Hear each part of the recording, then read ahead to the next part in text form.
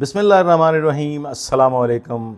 बाबर अमान। पाकिस्तान को बड़ी सादत नसीब हुई, हुकूमत पाकिस्तान का और हुकूमत सऊदी अरेबिया का एक दिफाई मुआहिदा हुआ है जिस पे कम अज़ कम दो ममालिक को वाज़ह तौर पे बड़ी तकलीफ़ हुई है और उनकी चीखें निकल गई। एक है जी भारत और दूसरा है इज़राइल। नेतन्याहू ने भी अपने तौर पे एक इस पे वावेला मचा रखा है और इधर मिस्टर मोदी भी चीखो पुकार कर रहे हैं। बल्कि भारतीय मीडिया को अगर आप देखें तो वहाँ पे एक शोर बपा है, एक हंगामे की सूरत नज़र आ रही। लेकिन उसके साथ साथ जो अफसोसनाक बात है वो ये है कि इतनी बड़ी सादत मिलने के बाद और जब पाकिस्तान को इतनी बड़ी कामयाबी मिली है तो हमारे मुल्क पाकिस्तान में भी चंद नाअक्बत अंदेश शोर और वावेला। कुछ का कहना है कि जी पाकिस्तान के पास तो अपने लिए पैसा नहीं है तो फिर हम किसी की सिक्योरिटी के अरेंजमेंट्स क्यों करें।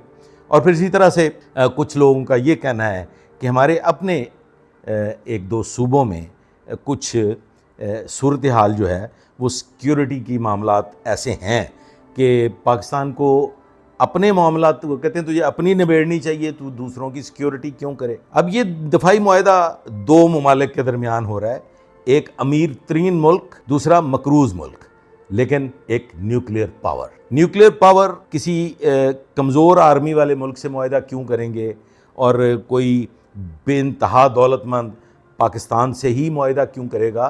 तो गुजारिश ये है कि ख़वातीन हज़रात ये कोई नई बात नहीं है। अगर आप अपनी याददाश्त को थोड़ा सा ज़रा तारीख़ी पस मंज़र में चले जाएँ तो 1969 में एक वाक़या पेश आया था सऊदी अरेबिया में, जिसमें एक बदनसीब, एक मैं तो उसे कहूँगा कि वो गुमराह कहा जा सकता है या ये कहा जा सकता है कि एक दीन से दूर फासिक व फाजर जो था उसने ख़ुद को इमाम मेहदी अलैहिस्सलाम के मनसब पे फायज़ बताया और बताया कि मैं महदी हूँ। यकीनन वो गुमराह इंसान था और फिर उसके साथ कुछ और लोग भी शामिल थे। उन्होंने भी इस बात को तस्लीम किया और कहा कि हाँ जी ये तो महदी है, नाउज़ुबिल्लाह। उसको लेके पाकिस्तान की जो स्पेशल सर्विसेज ग्रुप है SSG कमांडोज़ ने और दीगर एलाइज के साथ मिलके वहाँ पे एक बहुत बड़ा एक्शन 1969 में लिया था।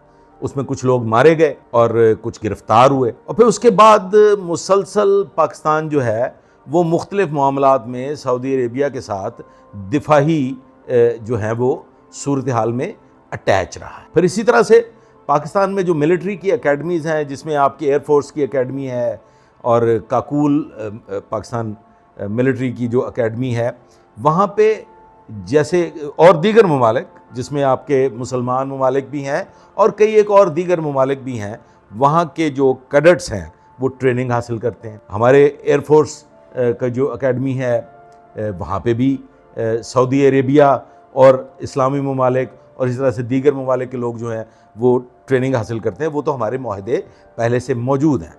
हमारे जो एयरक्राफ्ट्स हैं, जो हमारे जंगी तैयारे हैं, उन पे मशक़ें भी करते हैं। सऊदी अरेबिया के पायलट्स भी मशक़ें करते हैं और इसी तरह से दीगर इस्लामी ममालिक के जो पायलट हज़रात हैं वो ट्रेनिंग करते हैं और उस पर मशक़ें भी करते हैं। इस मुआहदे को नेटो का नाम दिया जा रहा है। जी बिल्कुल कहा जा सकता है, क्योंकि अभी तो फ़िलहाल सरेदस्त ये दो ममालिक, दो ब्रदर ममालिक के दरमियान एक मुआहिदा है। लेकिन उसके बाद मुस्तकबिल में जैसा कि मैंने अपने तौर पे जो अब तक इस पर रिसर्च की है, जो मालूमात हासिल की हैं, और भी इस्लामी ममालिक, हो सकता है अरब ममालिक इसका हिस्सा बनने जा रहे हैं। नेटो 32 ममालिक का एक जॉइंट एलाइड फोर्सेस हैं जिसमें 32 ममालिक, यूरोपीय ममालिक वो शामिल हैं।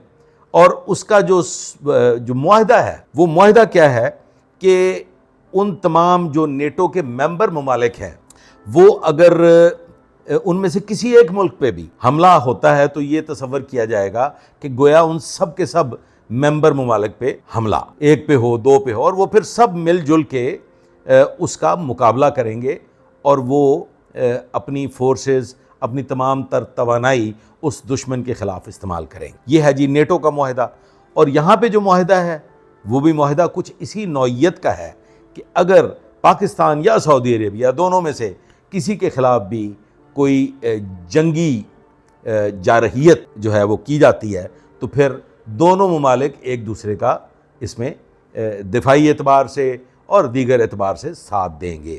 اور آئندہ آنے والے وقت میں اگر یہ معاہدہ جو ہے اس میں توسیع ہو جاتی ہے، توسیع اس ضمن میں کہ دیگر ممالک بھی شامل ہو جاتے ہیں کچھ، یہ تو پھر یہ کچھ نیٹو جیسی صورتحال سامنے آ جائے. پاکستان نے سعودی عربیہ کا ساتھ دیا جب 1979 آئی گیس 1980 میں جب ایران عراق وار کا سلسلہ تھا، تب بھی پاکستان جو تھا وہ سعودی عربیہ کے ساتھ اس نے یہ دفاعی جو تھا وہ معاہدہ کیا تھا، اور ہماری فورسز ان کے مختلف شہروں میں حفاظتی دستے جو تھے پاکستان آرمڈ فورسز کے وہ وہاں تعینات رہے. اب صورتحال یہ ہے صاحب کہ بھارت کو بڑی تکلیف ہے.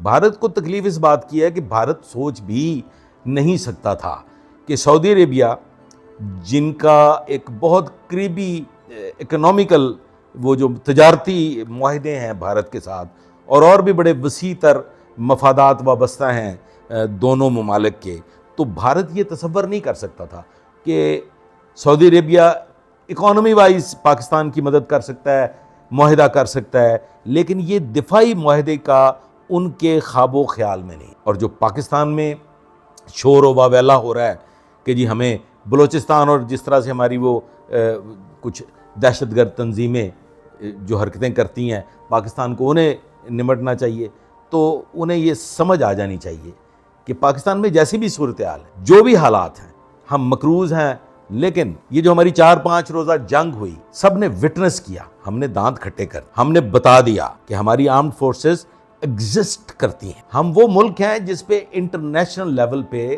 ڈسکشنز ہو رہی ہیں. ہمارے کارنامے کو مئی 2025 کے کارنامے کو پوری دنیا نے سراہا، ہماری ایئر فورس کو پوری دنیا نے سراہا. پاکستان بلا شبہ مقروض ہوا، لیکن پاکستان کے ساتھ قطر جیسی صورتحال نہیں پیش آ سکتی، عراق جیسی صورتحال پیش نہیں، یمن جیسی صورتحال پیش، کیونکہ ہم نے اپنا پیٹ کاٹا، ہم نے اپنے سینے پہ پتھر رکھا، ہم بھوکے رہے، لیکن ہم نے اپنے دفاع کو اس حد تک مضبوط کیا کہ بھارت جیسے ایک جائنٹ جس کی اتنی بڑی آرمی، ہم نے اس کو گھٹنوں کے بل جھکنے پہ مجبور کر. فائنلی سیز فائر ہوا، بھارت کی ریکویسٹ پہ سیز فائر ہوا، اور ثابت ہو گیا کہ پاکستان زندہ باد. پاکستان آرمڈ فورسز کسی بھی صورتحال کا مقابلہ کرنے کے لیے ہمہ وقت تیار ہے. اور دوسری جانب اسرائیل، ان کو بھی پسو پڑ گئے ہیں، وہ بھی چیخ رہے ہیں، کیونکہ انہیں بھی یہ اندیشہ ہے اگر یہ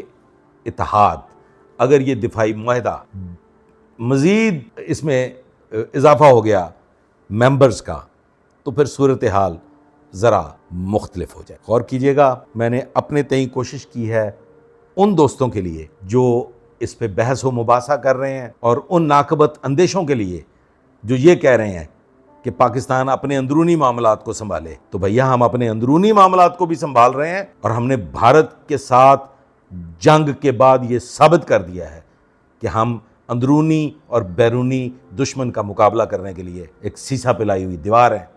اور انشاءاللہ تعالی اللہ کی مدد شامل حال ہے تو خالق کائنات نے حرمین شریفین مکہ اور مدینہ منورہ کی حفاظت کی ذمہ داری پاکستان آرمڈ فورسز کو عطا کی ہے.